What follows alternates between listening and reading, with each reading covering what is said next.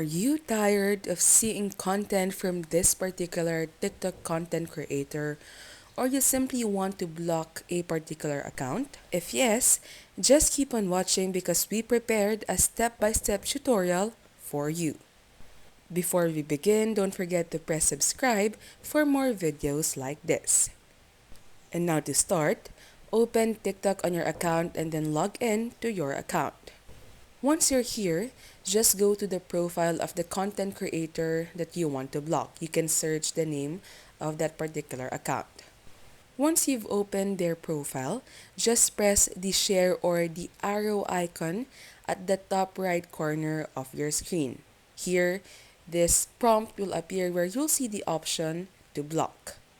So just press the block icon, and then here you can see that once you block that profile, they won't be able to send you messages or see your post anymore. And that's all for this very easy tutorial.